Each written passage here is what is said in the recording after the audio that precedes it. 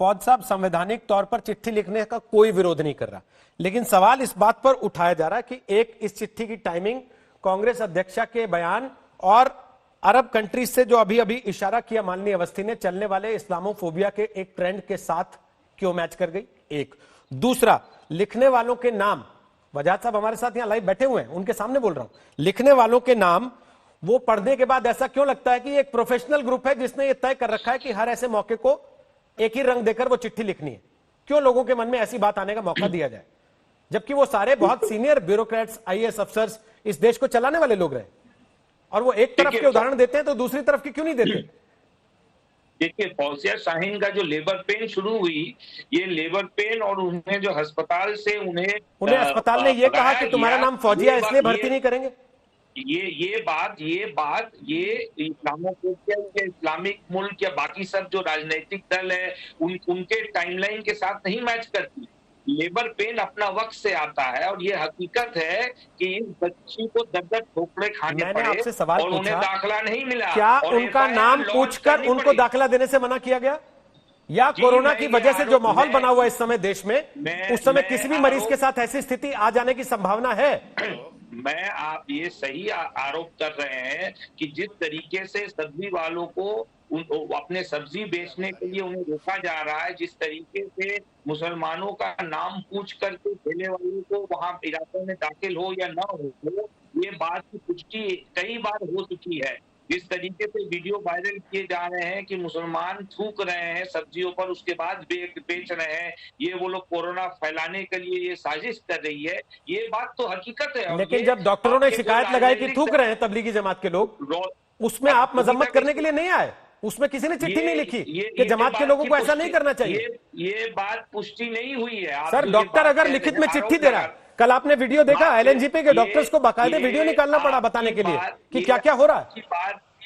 ये आपकी पुष्टि नहीं हो रही है सर। डॉक्टर ने चिट्ठी लिख के दी, यूपी की सरकार ने एनएसए लगाया। मैंने तो ये बात कह रहा हूं कि जिस तरीके से आप कटने मेहनत कश मुसलमानों के खिलाफ एक साजिश की जा रही है, ये तो गलत हो गया ना कि जो दूसरा आदमी कहेगा वो झूठ है और जो हम कहेंगे वही सच है। तो फिर आप सरकारें कैसे चलाएंगे फिर सर, अगर आप केवल अपनी आंख से देखें तो सच मानेंगे तो? आप मानते हैं कि गरीब सब्जी वालों जो मैंने तो कहा ही नहीं सब्जी वाले के बारे में, मैंने तो कहा उस शख्स के बारे में जो अस्पताल में भर्ती है और डॉक्टर पर थूक रहा है और डॉक्टर चिट्ठी में लिखकर शिकायत दे रहा है लिखित में। इससे बड़ा आपको क्या चाहिए तथ्य? नहीं है, आप भी मानने के लिए राजी नहीं। फौज साहब, मैं तो कह रहा हूं, मैंने तो आपसे सवाल पूछा है, आप उसको घुमा रहे हैं, और यही मेरा पहला सवाल था कि आप लोग गोल पोस्ट शिफ्ट कर रहे हैं क्या? जमात को बचाने के लिए मुसलमान की आड़ ले रहे हैं क्या? गोल पोस्ट शिफ्ट कर रहे हैं और तबलीगी जमात के लोग जो विदेश से यहाँ लैंड किए थे, याद रखिएगा, उनका सब रिकॉर्ड मरकजी हुकूमत केंद्र सरकार के पास थी। तो सर, राज्यों की सरकारें ढूंढ रही है, मोबाइल फोन बंद कर लिया। आपकी केरल की अपनी सरकार कह रही कि हम तंग आ गए ढूंढ के, 284 लोग मोबाइल बंद करके बैठे हैं। जो लोग कहां से पकड़े उनको जाके? जो लोग लैंड किए थे और दिल्ली के वहां पर जमायत हुए थे, तबलीगी जमायत के लोग। फौज साहब, केरल में तो आपकी सरकार है ना सर, वो भी इस्लामोफोब है क्या? रोहित, केरल में तो आपकी सरकार है ना फौज साहब, केरल में आपकी सरकार है ना सर, वो इस्लामोफोब सरकार है क्या जो ये कह रही है कि 518 हमने पकड़ लिए और 284 ऐसे हैं जो फोन बंद करके बैठे हैं जिनको ढूंढना बड़ा मुश्किल हो रहा है? देखिए, बार बार कह रहे हैं आगे आइए। आपको भोंकना तो भोंकिए। फौज साहब, मैं आपकी भाषा में बात नहीं कर सकता, माफी चाहता हूं प्लीज। ये आपकी भाषा होगी सर, आपकी पार्टी की भाषा होगी, ऐसी भाषा में हम लोग बात नहीं कर सकते सर, मैं माफी चाहता हूं। हम इंसान है, इंसान की जुबान में बात कर सकते हैं सर। तो इस तरह के शब्द और इस तरह की भाषा सर आप अपनी जमात के लोगों को सुनाइए। बहुत बहुत धन्यवाद। आपको मैं इस लायक नहीं समझता कि आप टीवी पर बैठ के बात करें, आपको मैं इस लायक नहीं मानता कि आप टीवी पर बैठकर बात करें। मुझे लगा था कि आप एक पार्टी के नेता हैं, लेकिन सर आप तो कुछ और निकले और टीवी पर आपने इशारा दिया कि आप क्या हैं। सॉरी सर, गलती हो गई कि आपको बुलाया, हमें नहीं पता था कि आप बोलते नहीं, आप कुछ और करते हैं। प्लीज सर, अगर ये आपकी पार्टी का रवैया और आपकी पार्टी का ये लैंग्वेज है सर, तो sorry, you don't deserve to be on TV. Please, thank you, धन्यवाद कर रहा हूं। उसके बावजूद आपको इतनी इज्जत बख्श रहा हूं कि थैंक यू बोल रहा हूं। बस जाइए यहां से। अजय आलोक, ये एक राष्ट्रीय पार्टी के नेता की भाषा है। सवाल पूछने को उसके लिए वो क्या शब्द इस्तेमाल कर रहे हैं, उनको बुरा लग रहा है, जबकि उनकी अपनी पार्टी की सरकार केरल में लिस्टें निकाल के कहती है कि 284 लोग हैं फोन गन बंद करके बैठ गए, हम ढूंढ रहे हैं, नहीं मिल रहे।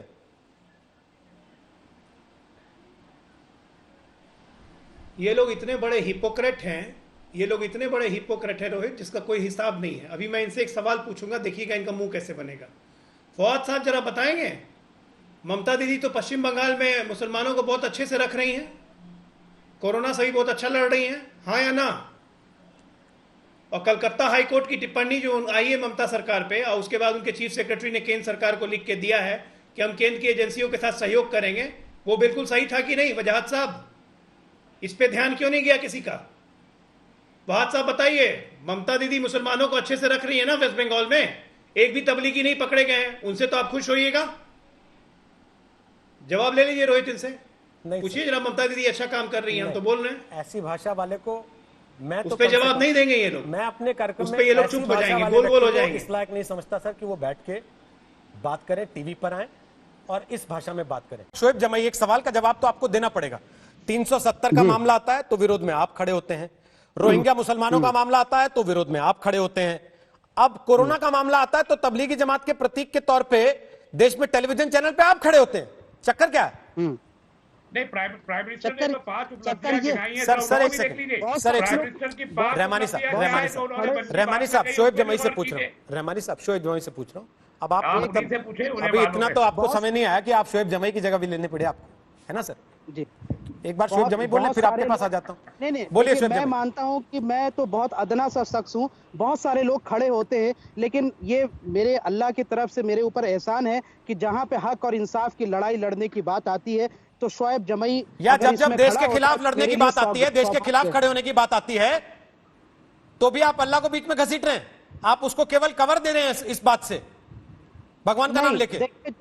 जब देश की बात आती है तो शोएब जमाई सरकार के साथ खड़ा है। जब भी हमने कहा कि चाइना को अगर यहाँ से मुंह की उसको जवाब सर, आप जब तबलीगी जमात की यहाँ से बैठ के वकालत करते थे तो पूरे देश ने देख लिया कितना देश के साथ है आप, पता लग गया था। शोएब जमाई संविधान, लोकतंत्र और जनतंत्र की रक्षा के लिए लड़ाई लड़ता रहेगा और तब तक लड़ता रहेगा जब तक हमारे देश में लोकतांत्रिक गला घोटने की जो ये साजिश संघवाद की और पिछले 6 सालों से जिस तरीके से पूरे देश का माहौल को खराब कर दिया गया, वो ठीक नहीं हो जाता, तब तक हमारी लड़ाई चलती रहेगी और हम इसके लिए तत्पर रहेंगे। रैली नहीं चल रही है सर, सिंपल सा सवाल पूछा था, उसमें आप भाषण देने लग गए पूरा। मैंने पूछा तबलीगी जमात की पैरवी करते थे जब आप बैठ के, तब कौन सा देश का आप साथ दे रहे थे? उस वक्त तो आपके मुंह से एक बार नहीं निकला था कि भाई ये लोग अपने अपने घरों से बाहर निकल आए और जाके कम से कम अपना रिकॉर्ड दर्ज करा दें। तब तो आप पैरवी करते थे बैठ के यहां पर।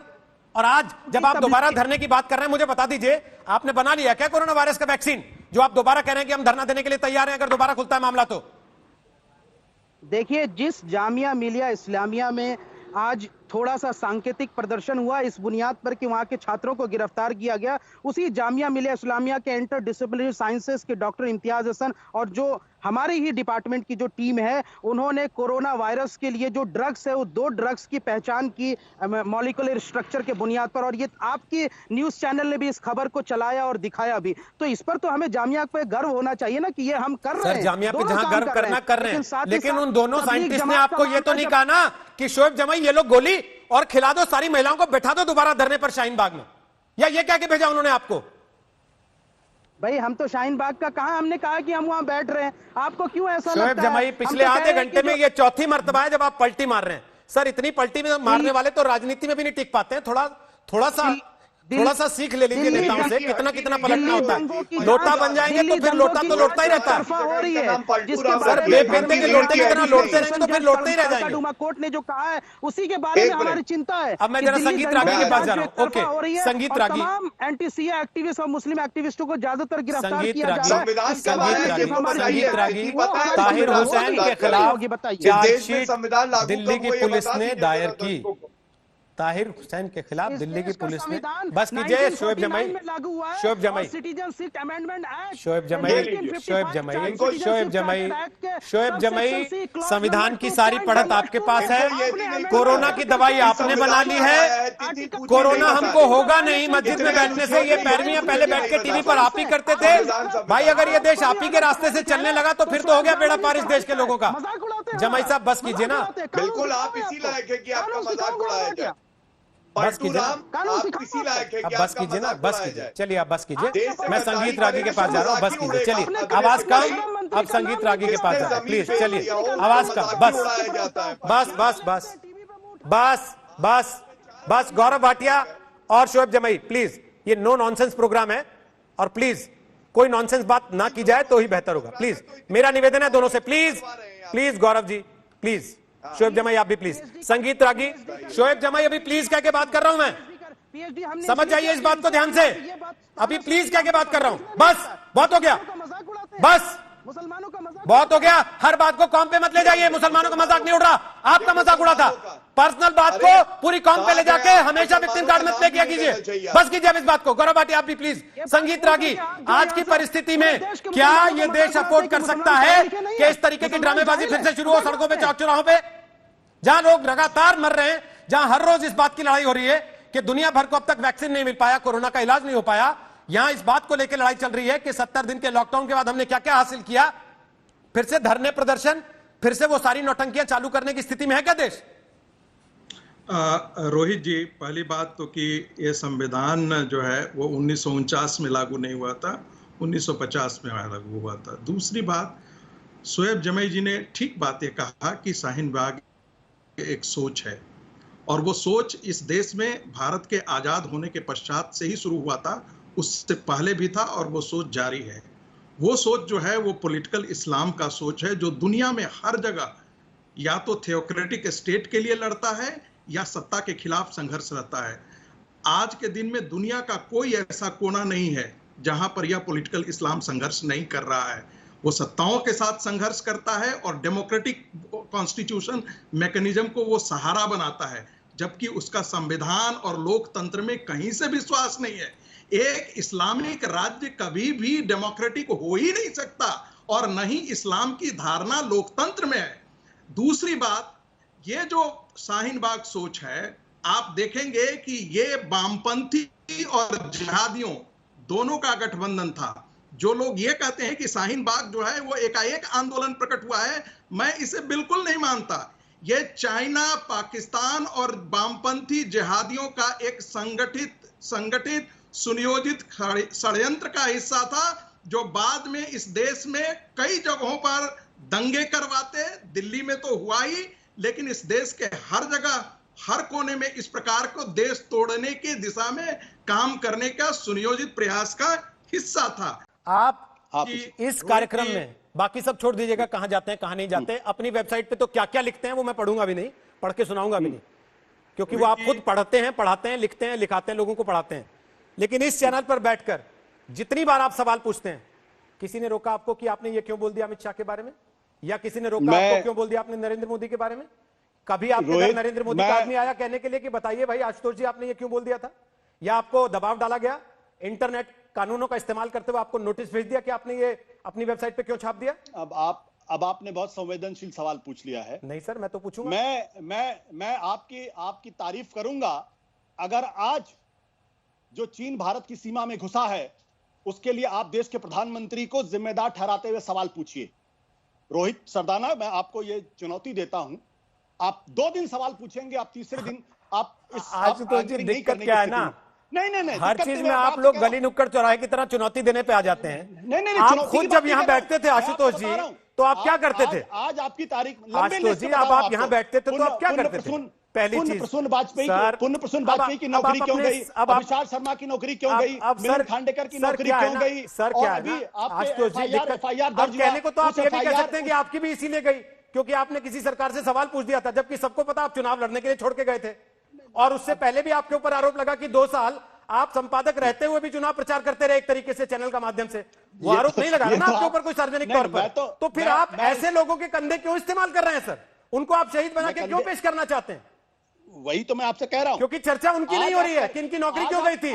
चर्चा इस बात पे हो रही है आशुतोष जी कि क्या 4 जज प्रेस कॉन्फ्रेंस कर लेंगे, वहां पर 200 माइक लगे होंगे, 20 चैनल लाइव टेलीकास्ट कर रहे होंगे, अगले दिन 100 अखबारों में हेडलाइन छपेगी, फिर भी आप कहेंगे कि साहब अभिव्यक्ति की आजादी नहीं है, देखो बेचारों को बोलने नहीं दिया जा रहा, और फिर जनता मान लेगी। ये आपने बिल्कुल यही इस देश को समझने की जरूरत है आज की तारीख में कि जो काम मिसेस गांधी ने इमरजेंसी लगाकर किया, आज उसी काम को दूसरे तरीके से देश के अंदर किया जा रहा है। अन्यथा यह संभव ही नहीं है कि एक पत्रकार अगर कोई लिख दे, आज उत्तर प्रदेश के अंदर लिख दे, दिल्ली के अंदर लिख दे, उसके खिलाफ सेडिशन के चार्जेस लग जाते हैं।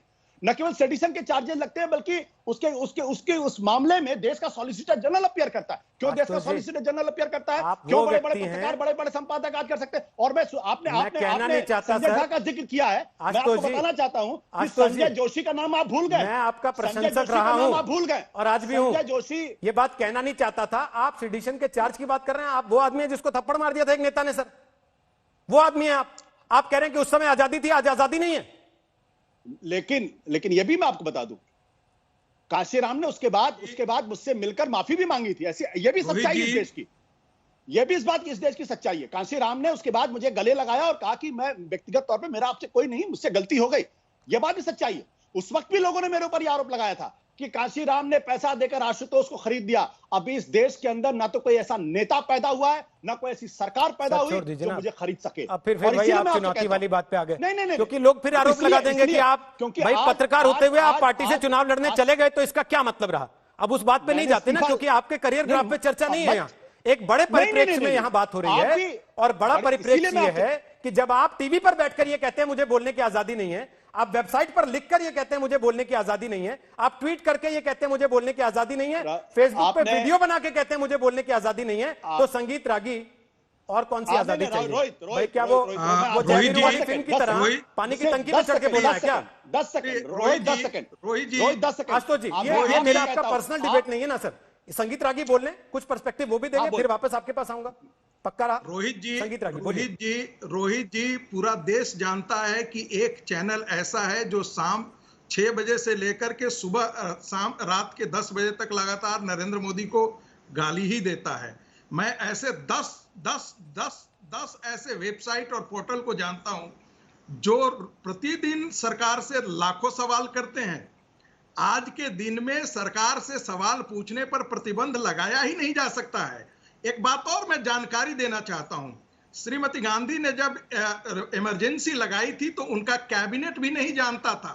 वो सीधे वो अपने डिसीजन लेकर के ऑल इंडिया रेडियो पर डिक्लेयर की थी, और उनके कैबिनेट के मंत्री नहीं जानते थे। और उसी रात जितने दिल्ली के अखबार के बड़े बड़े दफ्तर थे, Times of India, Indian Express, इन सारे की बिजली काट दी गई थी। 2 दिनों तक अखबार छापने से रोक दिया गया था। बाद में जब इंडियन एक्सप्रेस ने जब छापा तो वो खाली पेज था, ब्लैंक पेज था। क्या वो स्थिति आज है क्या आशुतोष जी? और मैं गवाह हूं, क्योंकि मैं बता रखा हूं, मैं सुधांशु त्रिवेदी से बड़ा हूं। आज मुझे पता लगा, मैं 1966 का पैदाइशी, मैं उस समय जानता हूं, अपने स्कूल में और अपने पिता को देखा था भागते हुए, अपने शिक्षकों को देखा था भागते हुए। गांव में लोगों को खदेड़ करके उनको अरेस्ट करके नसबंदी किया जाता था। ये भी मुझे याद है। वीरान हो जाया करते थे। एक समय कहा जाता था कि चाइना में स्कूल के अंदर माओ की फोटो हुआ करते थे, और बच्चों में यह दहशत हुआ करता था कि कॉमरेड माओ जानता है कि कौन लाल सलाम है, कौन लाल सलाम नहीं है। वो स्थिति, वो दहशत देश की जनता में थी। जनता पार्टी अभी इतने लंबे बातें कर रही थी। मैं इसलिए कह रहा हूं ये फर्ज इनकाउंटर करते हैं जो बीजेपी से रिलेटेड हैं, जो भारतीय जनता पार्टी के नेता हैं। जैसे कन्नौज का सांसद एक अधिकारी के घर में घुसता है और उसके अधिकारी को पीटता है। पीटने के बाद उसके बच्चे रोने लगते हैं, लेकिन आज तक उसके ऊपर कोई कार्रवाई नहीं हुई, ना जेल में, ना राष्ट्रपति। ऐसे लोगों का आप सांसदों को बचाएंगे तो क्या होगा? ऐसे अपराधी पनपेंगे। ये अपराधी पनपाने की परंपरा आपकी में आपके बीच में नहीं बोला। चिल्लाइए मत, आपके बीच में नहीं बोला, इसलिए क्यों आप चिल्ला रहे हैं? अरे समाजवादी लोग, रोहित जी आज की आवाज बंद कीजिए, ये गलत बात है। आप बोलते हैं डिबेट एक करके होगी, दूसरों के बीच में बोलेंगे तो फिर कैसे काम चलेगा? भारतीय जनता पार्टी बोलने में कमाल है। आप उनकी आवाज डाउन कीजिए, ऐसे थोड़ी होगी। अच्छा नहीं लगता। आप अपने हिसाब से डिबेट कराना चाहते हैं तो इनकी आवाज कम कीजिए, तभी तो हम लोग बोल पाएंगे। कम से कम आपको इस बात का ख्याल रखना चाहिए। बुलवा लीजिए। चलिए आवाज कम करते हैं। मोहसिन साहब, मजबूरन आवाज कम करनी पड़ेगी। देखिए मैं आपको बता दूं, मैंने बोला कि पूरा कीजिए फटाफट बात को। आपने देखा कन्नौज का सांसद एक दलित अधिकारी के घर में घुसता है, उस अधिकारी को पीटता है, लेकिन उसके कन्नौज सांसद के ऊपर न FIR होती है न वो जेल जाता है। अगर सरकार ने उसके ऊपर रासुका लगा दी होती तो शायद ऐसे अधिकारी की, ऐसे जो आपके जो अपराधी हैं उनकी हिम्मत ना पड़ती। और ये विकास दुबे, इनके यहाँ पे भारतीय जनता पार्टी में न जाने ऐसे कितने विकास दुबे, चूंकि ये विकास अपराधियों का करते हैं।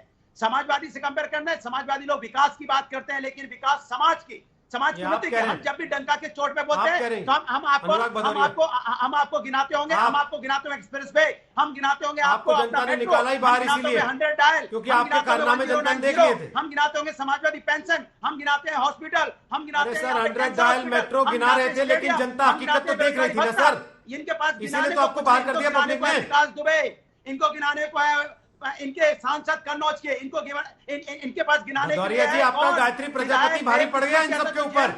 ये इनके गिनाने के लिए आपका गायत्री प्रजापति भारी पड़ गया इन सबके ऊपर, जिसके ऊपर आरोप होने के बावजूद साहब ने घुमा रहे थे नेताजी।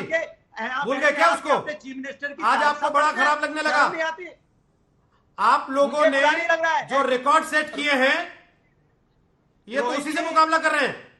रोहित जी, ऐसा कुछ नहीं हुआ कभी कि 8 पुलिस वालों को किसी अपराधी ने मारा हो, पुलिस का एनकाउंटर हुआ हो। ये पहली घटना उत्तर प्रदेश के अंदर में जब से भारतीय जनता पार्टी आई है, यहाँ पे पुलिसों का एनकाउंटर हो रहा है और ये लोग यहाँ पे आके हल्ला मचा। जवाहर बाग भूल गए क्या? कारनामे पे क्या हुआ था जवाहर बाग में? भूल गए? की झूठी बातें करके समाजवादी। जवाहर बाग में क्या हुआ था याद है कि याद दिलाऊं?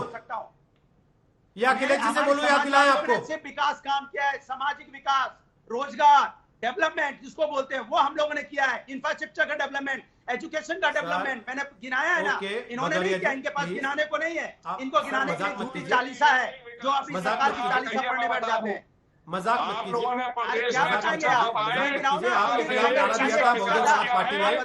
एक सेकंड मैं एमएच खान के पास जा रहा हूँ, एमएच खान के पास जा रहा हूँ, एमएच खान के पास जा रहा हूँ।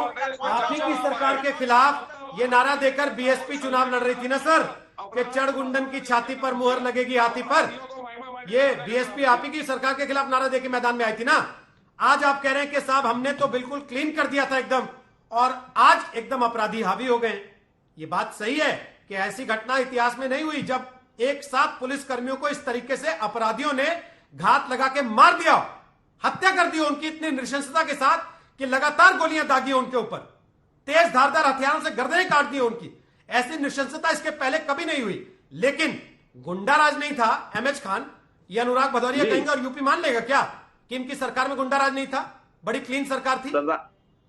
मेरा सवाल आशुतोष आज आपसे है, क्या गोडसे के नाम से नरेंद्र मोदी के नाम का तौला जाना या ये कहना कि ये भी गोडसे हैं आज के दौर में जायज लगता आपको? दूसरा ये बिरयानी सप्लाई कर रहे हैं। देखिए रोहित, सबसे बड़ी बात यह है कि हमें व्यक्ति के आधार पर नहीं बल्कि विचारधारा के आधार पर बात करनी चाहिए। और विचारधारा एक ऐसी विचारधारा है जो कम से कम इस देश के अंदर, जिसके ऊपर कई तरीके के आरोप, गंभीर आरोप लगते रहे हैं।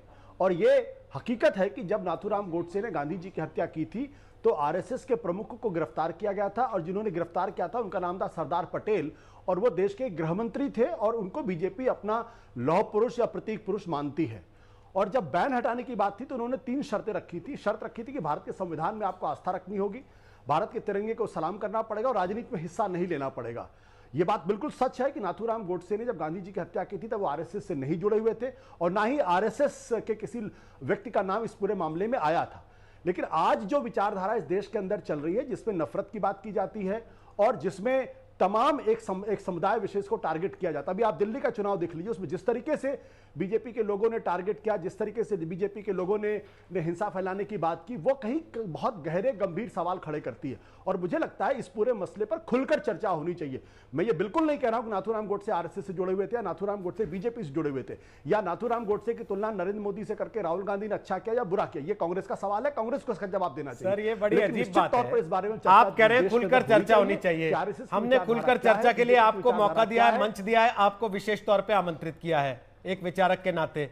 उसमें आप 55 सेकंड के अपने बयान में 50 सेकंड ये जस्टिफाई करने में लगाते हैं कि क्यों नरेंद्र मोदी उसी विचारधारा के हीरो हैं जिस विचारधारा का गोडसे था, और फिर आखिरी 5 सेकंड में यह भी साबित करना चाहते हैं कि नहीं, मैं मोदी को गोडसे नहीं कहना चाहता।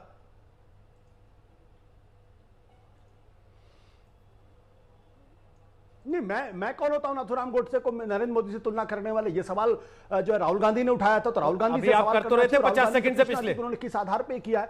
मैं तो सीधी सी एक बात जानता हूं, बिल्कुल मैं सीधी सी एक बात जानता हूं कि भाई ये कोई अनायास तो नहीं हो सकता कि सरदार पटेल के रहते हुए गांधी जी की हत्या हो और उसमें उस आरएसएस के प्रमुख को गिरफ्तार किया जाए और उनको जेल में जाना पड़े। आज आपसे मैं एक सीधा सवाल पूछ रहा हूं, तो इससे पहले कि मैं नरेंद्र कोहली के पास जाऊं, इस पर क्यों नहीं चर्चा होनी चाहिए? वो बिल्कुल चर्चा तो हो रही है ना सर, आज बैठ के चर्चा ही तो कर रहे हैं, इससे पहले भी कई दफे कर चुके हैं और आप उसका हिस्सा रहे, तो इसलिए आज मैं आपसे एक बड़ा सीधा सवाल पूछ रहा हूं। मोहम्मद अली जिन्ना, उनका कांग्रेस के साथ क्या संबंध था? क्या आप आज तक उनको और उनके किए को कांग्रेस के साथ शेयर करते हैं क्या, या जानबूझ कर डिस्काउंट दे देते हैं उसमें?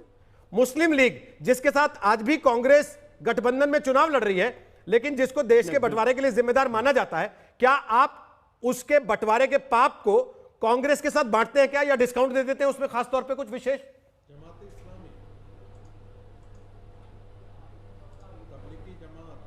नहीं, बिल्कुल नहीं, इसमें तो कोई दो राय है ही नहीं कि मोहम्मद अली जिन्ना जो है वो 1905 से लेकर 1920 तक या बल्कि आगे तक वो कांग्रेस के बहुत बड़े स्टालवर्ट्स हुआ करते थे और कांग्रेस के बड़े नेता माने जाते थे।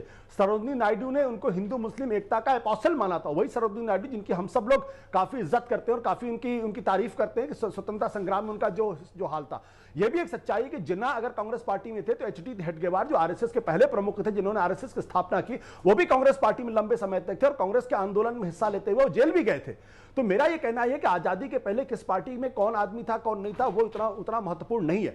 और यह भी एक सच्चाई है कि मुस्लिम लीग के साथ अगर कांग्रेस ने गठबंधन किया, आपने अपने आप लकीर खींच ली है कि आजादी के पहले वालों की चर्चा नहीं कर सकते, उसमें डिस्काउंट की छूट है, लेकिन आजादी के बाद वाले में विचारधारा एज इट इज है वो कंधे। फैजुल हसन साहब, जो कि कुछ ही देर के लिए मुझे बताया गया हमारे साथ आज इस चर्चा का हिस्सा है, उनसे कुछ सवाल ले लिए जाएं क्योंकि उनको प्रोटेस्ट में जाना है। फैजुल हसन, स्वागत है आपका। मैं अभी भी साहब कह के बात कर रहा हूं और आप देश को यह बता रहे हैं कि हमने बड़ा सब्र कर लिया। किस चीज का सब्र करना पड़ा भाई साहब आपको?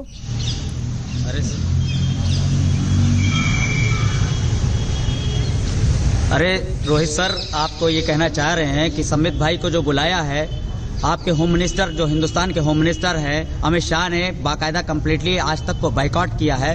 तो रोहित भाई अब तो कम से कम खुल करके बोलिए कि ये देश हमारा हम सबका है। और आप उनके बयानों को देखिए जिस तरह वो तोड़ने की राजनीति कर रहे हैं, जिस तरह उन्होंने गृह युद्ध के। अरे फैजुल हसन साहब, अरे सर आपने जैसा बयान दिया वैसे ही टूटे-फूटे कुतर्कों के साथ आप बात भी शुरू कर रहे हैं यहाँ पर। रोहित भाई, कहाँ सुन लिया आपने अमित शाह ने बाइकआउट कर दिया आज तक का? और अमित शाह ने आज तक का बाइकआउट किया? आप अमित शाह के प्रवक्ता हैं क्या? आप अपने बयान की तो जरा बचाव कर लीजिए जो आपने दिया देश के लिए। नहीं आप बुलंद। अरे सर रोहित भाई, आप सुन लीजिए, जो बयान हमने दिया था वो बयान अपने देश के लिए बिल्कुल नहीं था। हम अपने देश के लिए पहले थे, हम हैं और रहेंगे। अगर जाना हो तो प्रोटेस्ट में आप भाषण दे रहे थे, हमारे वो अमेरिका और डोनाल्ड ट्रंप के खिलाफ हो रहा था क्या? 40वां दिन है आज अलीगढ़ मुस्लिम यूनिवर्सिटी में प्रोटेस्ट चल रहा है। देश में रहने के लिए, देश में रहने के लिए 40 दिन हो गए आज प्रोटेस्ट कर रहे हैं अलीगढ़ मुस्लिम यूनिवर्सिटी में। देश में रहने के लिए 40 दिन से प्रोटेस्ट कर रहे हैं। देश में कि एनपीआर ना लागू हो, एनपीआर ना लागू हो, और बाकायदा एनपीआर लागू होने से पहले 40,000 लोगों को उन्होंने पहले ही बता दिया कि ये लोग जो है घुसपैठिया है। तो जब आपका प्रोटेस्ट इस देश के एनपीआर के लिए हो रहा था, जब आपका प्रोटेस्ट इस देश के मुसलमानों की नागरिकता के लिए हो रहा था नेताजी, तो मुझे ये बता दीजिए वो धमकी फिर डोनाल्ड ट्रंप और अमेरिका के लिए कैसे हो गई, जिसके लिए आप अब कह रहे हैं कि मैं दूसरे देश के लिए बोल रहा था?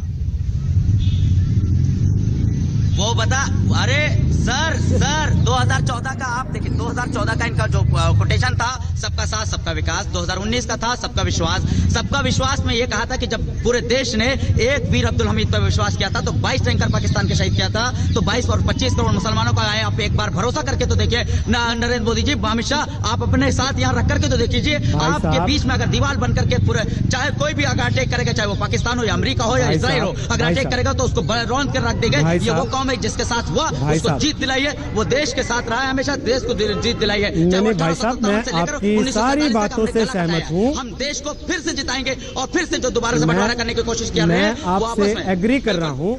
अभी कोई युद्ध नहीं चल रहा, किसी भी शक कर रहे हैं। अरे सर, मैंने कहाँ शक किया? आप खुद ही शक अपने माथे पे लेके घूम रहे हैं। आपने खुद ही कह दिया मेरे पे शक कर रहे हैं। मैंने तो कहा ही नहीं अभी तक। मैंने तो केवल ये पूछा कि जब सारी बातें हिंदुस्तान के लिए हो रही थी तो ये बात कहाँ से आई कि दूसरे देश को हम मिट्टी में मिला देंगे? ये कहाँ से आई बात? प्राउड फील कर रहा हूँ, मैं हिंदुस्तानी होने पर प्राउड फील कर रहा हूँ, मैं अलीगढ़ मुस्लिम यूनिवर्सिटी का स्टूडेंट होने पर प्राउड फील कर रहा हूँ। आपको ना एक काम करते हैं, आप शायद भूल गए कि आपने कहा क्या था। नहीं कहा गया था। आपको दोबारा सुनवाता हूँ कि आपने कहा क्या था। भाईजान दोबारा सुनवाता हूँ आपने कहा क्या था, फिर उसमें आपसे पूछूंगा कि इसमें अमेरिका, जापान, पाकिस्तान, बांग्लादेश, अफगानिस्तान का जिक्र कहाँ था?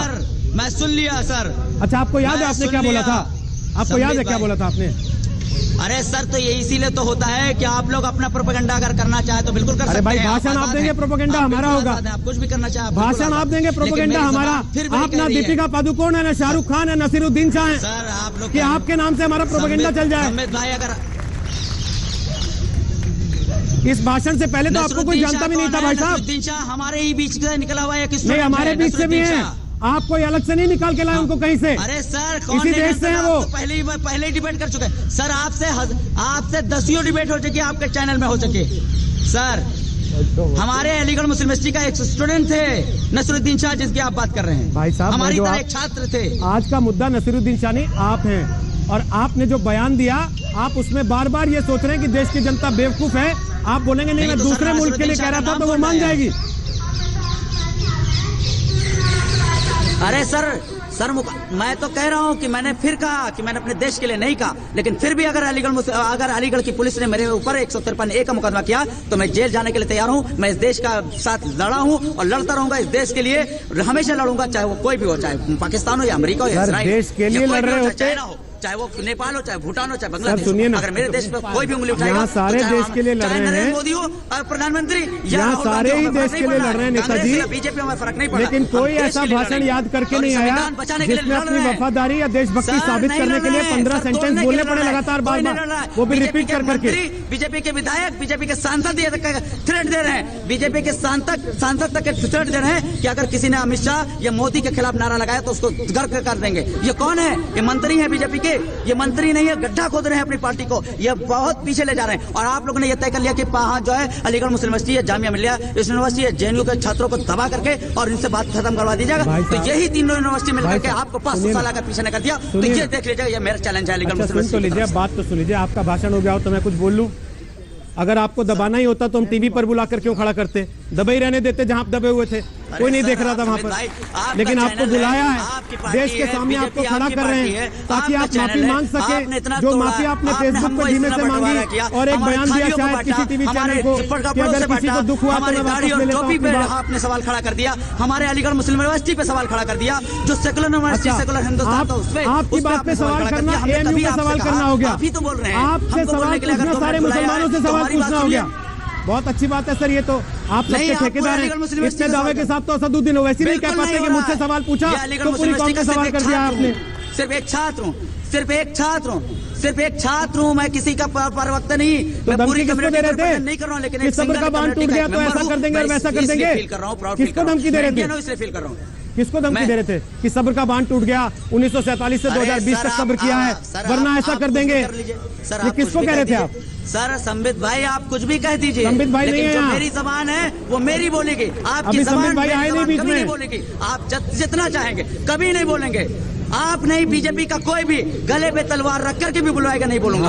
जो आपका गला पकड़े और आपसे पूछे कि देश के खिलाफ क्यों बोल रहे हो, वो बीजेपी का ही होगा, आपको ऐसा लगता है। ठीक है साहब, आपको पीछे से लगातार कॉल आ रहा है कि आ जाओ, प्रोटेस्ट शुरू हो गया वापस। आपने अपनी बात रखी, देश के खिलाफ आपने अपनी बात रखी। आप कह रहे थे दबाना चाहते हैं, हमने आपको टीवी पे देश के सामने लाके खड़ा किया ताकि आपकी इस बात का भी मुगालता खत्म हो जाए कि ये दबाए नहीं जा रहे हैं, और दूसरा देश को पता भी लग जाए कि आपकी सोच। जो इनका निर्मोही अखाड़ा है, जो असली मुद्दे के लिए अदालत के सामने गया था, उन्होंने ये बताया कि हमारे 1982 में कागजाती डकैती में चोरी हो गए थे। मतलब हमारे पास कोई कागजात बाकी नहीं है, हमारे पास कोई सबूत बाकी नहीं है इस जगह का, और डिस्प्यूट चल रहा है अभी जगह का। राम के अस्तित्व का डिस्प्यूट चल ही नहीं रहा है, इनको लाना है क्योंकि वही इनको वोट और नोट दिलवा सकते हैं। लेकिन ये तथ्य तो आपके वकील ने रखा है। फिर वो ये बात तो आपके वकील ने कही है। फिर हमारे राम तो कहानी की किताब में थे, कविता की किताब में थे। हमारे वकील ने नहीं की। फिर मैं आपको एक बार क्लैरिफाई कर दूं, आप ही की तरफ से कही गई है सर, फिर हमारी तरफ चेक करा लें उसको। मैं चेक करा के ही बोल रहा हूं, आपने खुद ही बताया मुझे, चलिए मेरी जानकारी भूल जाइए। सुन्नी वक्फ बोर्ड की तरफ से पेश हुए थे। सुन्नी वक्फ बोर्ड किसका निकाय है? उत्तर प्रदेश सरकार का। उत्तर प्रदेश सरकार के कंट्रोल में है। तो हम जो कह रहे हैं बुनियादी मुद्दा सुप्रीम कोर्ट में इस वक्त जमीन का है, मालिकाना हक का है। उसके कागज खो चुके हैं, इनके खुद के पास नहीं है, इनको पता ही नहीं है कुछ। आज तक पूरी दुनिया को इस बात पे झूठ बोलते रहे कि कागजात हैं हमारे पास, सब कुछ है, सब सबूत है। अब वो पकड़ी जा रही है चोरी, तो ये दुनिया भर की बातें करेंगे, हिंदू मुसलमान करेंगे। जो ये इंडोनेशिया की बात कर रहे हैं, आपको इंडोनेशिया में इंडोनेशिया, लेकिन इन्होंने आपसे पूछ दिया होता कि जिनकी आप पैगंबर साहब की पूजा करते हैं उनका आधार कार्ड कभी चेक किया है क्या आपने, जो मक्का जाते हैं? इनके लिए आप कहते हैं कि सबूत ले आओ तुरंत। अगर मामला धर्म का है तो फिर धर्म का है, फिर उसमें ये नहीं कहना चाहिए ना कि भाई ये पैदा हुए थे कि नहीं पैदा हुए थे। इसीलिए मैं कह रहा हूं ना, ये तालियां बटोरने का प्रोग्राम जो है ना, तालियां बटोरने का जो प्रोग्राम है ना, ताली मत बजाइए, या फिर इनके लिए भी बजा दीजिए एक बार। नहीं, ताली मुझे इनके लिए भी बजा दीजिए ताली।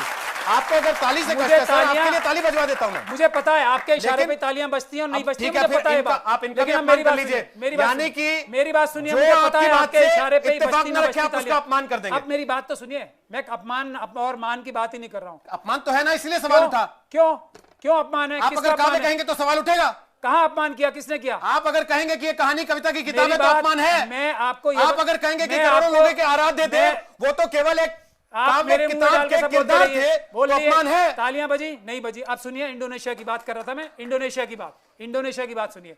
वो तो मुस्लिम मुल्क है, यही खुद ही कह रहे हैं। वहां राम के नाम पे कोई डिस्प्यूट नहीं है। क्यों? क्योंकि वहां आरएसएस जैसी संस्था नहीं है। ये है बुनियादी बात, जिसके बारे में ये नहीं बोलेंगे।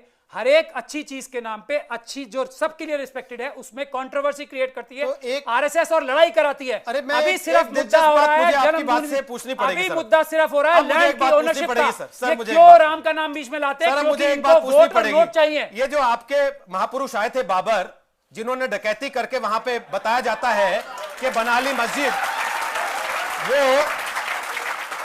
आरएसएस से सांठगांठ करके आए थे क्या? डॉक्टर हेडगेवार भी 1582 में थे यहां पर। जो एक महाराणा सांगा थे, बहुत ही बहादुर व्यक्ति थे इतिहास में। मैं उस इतिहास में सबसे बहादुर उनको मानता हूं, महाराणा प्रताप से भी ज्यादा। उन्होंने बाबर जी को बुलाया था। तो वो आरएसएस के थे महाराणा सांगा आपके हिसाब से? बाबर जी वो आरएसएस के थे आपके हिसाब से? वो आरएसएस के थे? अच्छा, सर मेरा नमन है। आप प्रभु, आपके चरण कहाँ है सर? नमन है मेरा। इधर आप तो जैसी बातें कर रहे हैं सर, मेरा नमन है। मतलब आप लोग देख लीजिए भाई, महाराणा सांगा ने बुलवाया था क्योंकि इब्राहिम लोदी को हराना था। नहीं आपको हिस्ट्री पता है? बाबर के भाइयों ने मार के भगाया था। हिस्ट्री में सवाल के मारा सांगा बहादुर थे।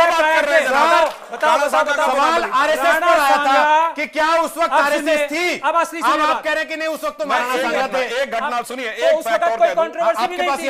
तुलसीदास ने कोई कंट्रोवर्सी नहीं बताई है, आरएसएस ने कंट्रोवर्सी बताई है। और इस देश में दो विचारधाराएं हैं, एक बाबा साहब भीमराव अम्बेडकर जो संविधान की है और एक एंटी संविधान आरएसएस की। इसके अलावा पहली बात तो हमने आपको वकील समझ के बुलाया था, हमें पता नहीं था आप इतने बड़े इतिहासकार भी हैं। आमने सामने है। दूसरा यही है, दूसरा हम लोग बाबा साहब के लोग हैं, जो आरएसएस के लोग हैं सामने, सर हम लड़ेंगे संविधान के लिए। सारे आरएसएस के होने के लिए ताली बजा रहे हैं ना? बजाइए मेरी बात सुनिए, हमें फर्क नहीं पड़ता। तो सुन लीजिए, हम अम्बेडकरवादी हैं। अरे भाई दूसरी बात तो सुन को लीजिए, रखना है, मनुस्मृति को नहीं रखना। चलिए सर, इसमें मनुस्मृति, भाई आप लोगों में से कितनों के घर में मनुस्मृति देखी है आपने? एक भी हाथ नहीं खड़ा हो रहा सर। तो जितना मनुस्मृति से आप प्यार करते हैं, इनमें से किसी ने देखी नहीं सर। इसलिए ये आपके ख्वाबों ख्यालों और एक एक करके तर्क कर लीजिए गार्गा चटर्जी, एक एक करके तर्क कर लीजिए, या फिर बोल दीजिए कि मैं तो हल्ला ही मचाने आया हूं, मुझे रखा इसीलिए गया कि मैं केवल हंगामा करूंगा। प्रमाण दिया, ये ममता बनर्जी के नाम पे कोर्ट बोल रहे हैं, उसका प्रमाण हम मांग रहे हैं। ये झूठ बोल रहे हैं तो भाई सुन तो लीजिए ना, फिर बात को तो सुनिए। बताइए, अभी गूगल करके बात को तो सुन लीजिए। संबित पात्रा जवाब दीजिए। गार्गा अच्छा नहीं लगता फिर ऐसे किसी की आवाज डाउन करनी पड़े कि हंसमुख झूठ बोल रहे हैं। गार्गा चतुर्वेदी, गार्गा चटर्जी, अच्छा नहीं लगता आवाज डाउन करनी पड़े? क्यों मुझे मजबूर कर रहे हैं? झूठ सुन के हमको भी अच्छा नहीं लगता है। प्लीज, पूरा चुनाव में आपके झूठ सुनता रहा, आज भी आप पता नहीं सच बोल रहे हैं झूठ बोल रहे हैं। मेरे से कह रहे हैं कि अपना रिपोर्टर भेज दो जिसको आप मारने लगते हैं, उसके बाद फिर कह रहे हैं कि झूठ। तो सर झूठ तो भाई कौन बोल रहा है कौन नहीं, ये तो जनता तय करती है ना, जनता को तय करने दीजिए। उन्होंने संबित पात्रा जवाब दीजिए, अपनी बात पूरी कीजिए। अब आपकी आवाज डाउन है गार्गा, प्लीज संबित जवाब दीजिए, फिर संगीत रागी आपके पास आऊं। देखिए, आज से 3 दिन पहले आज से 3 दिन पहले ममता बनर्जी ने कहा कि जो मुसलमान, मैं तो इफ्तार पार्टी में जाऊंगी और ज्यादा जाऊंगी, क्योंकि मुसलमान जो है वो दूध देती गाय है, और कभी अगर मुझे वो लात भी मार दे तो उसके लिए मैं लात खाने के लिए तैयार हूं। ये आपसे ये कहा तो उन्होंने? ममता बनर्जी ने कहा है ना। आपसे कहा? मुझे लगता है गूगल करके कहा नहीं, हमसे क्यों कहा? ये सारे न्यूज चैनल हेडलाइन में दिखा रहे थे, मैंने वो आज तक नहीं सबूत दिखाया मांगेंगे, भैया। इसलिए मैंने कहा आप पहले गूगल चेक करके कर लें देख आपसे लीजिए, आप लोगों को कि पता आपको नहीं है पता तो। भी है कि नहीं कहां कहा, वरना वो फिर सबूत मांगते नहीं, हैं कि गूगल करके लाइए पहले। नहीं मुझे देखिए भाई, नहीं मुझे गुंडों से लड़ना नहीं है। मैं हाथ जोड़ के कहता हूं, मैं ये टीवी डिबेट्स पे लड़ाई करने के लिए नहीं आता हूं। अभी आपके सामने टीएमसी के तथाकथित प्रवक्ता ने मुझे एक नीच आदमी कहा, आपने उस पर अपोज भी नहीं किया। उन्होंने कहा एक नीच आदमी है। हाँ, हो सकता हूं मैं बहुत नीच आदमी हूं, आप लोगों को लगता होगा मैं नीच आदमी हूं, झूठ बोलते हैं इसलिए मैं अपनी पार्टी का छोटा सा गिलहरी हूं। झूठ बोलते हैं इसलिए नीच है। हाँ ठीक है, मैं नीच हूं। गार्गा चटर्जी, ठीक है, मैं अपनी नीच जुबान आदमी को हूं, थोड़ा मुझे संभालिए। बोलिए। आप झूठे आप हैं, टेलीविजन इसलिए पर बैठे नीच हैं, ममता बनर्जी इसलिए नहीं तो आपको आप तो ऑफिशियल बड़े प्रवक्ता आदमी नहीं हैं, बताती ONGC वाले हैं हैं। ताकि आप लोग जाके इस तरीके की भाषा का इस्तेमाल कर सके। हाँ ठीक है, वही होगा। इसीलिए पर आपका आपको भी तो प्रवक्ता नहीं इलेक्शन बनाया खत्म हो जाता गया है औपचारिक ना। तौर पर, अब- ये अब- केवल अब शार्प शूटर के तौर पर आप बैठते हैं ताकि ऐसी भाषा का इस्तेमाल कर सके। समझ में आ गया। नीच कहने का क्या मतलब होता है किसी को टेलीविजन पर बैठकर? हाँ बताइए, आप उसका वकील बन जाइए। हाँ बनूंगा, अगर आप इस तरीके की जुबान का इस्तेमाल करेंगे तो मुझे बीच में आना पड़ेगा, और आपको शर्म आनी चाहिए इस तरह के शब्दों का इस्तेमाल करते हुए। आप टीवी पर बैठे हैं, कोई गली नुक्कड़ चौराहे पर पान की दुकान पर नहीं बैठे आप ज्यादा किए हैं, समझे आप? है ना? थोड़ा तमीज में रहिए और बात करने का लहजा सीख के आइए, उसके बाद बात कीजिए दूसरों के साथ। पड़ता है, अगर आपको नहीं है तमीज तो बता दीजिए, आपके पास नहीं आएंगे, आपको नहीं बुलाएंगे। हमको तो झूठे से तमीज नहीं सीखेंगे ना। हम क्या झूठे आदमी से तमीज सीखेंगे? तब बात करेंगे, नहीं तो आपकी आवाज बंद रहेगी। हम क्यों संविधान का जो उल्लंघन जो बंगालियों को मार रहा है उनसे हम तमीज सीखेंगे? सर प्लीज, हो गया बहुत। अभी भी सर कह रहा हूं, ये मेरा संस्कार है और आपका संस्कार देश के लोगों ने देख लिया। बस आपका अब आपकी आवाज बंद है, बंगाली बस जो पीट रहा है बंद कीजिए आवाज इनकी।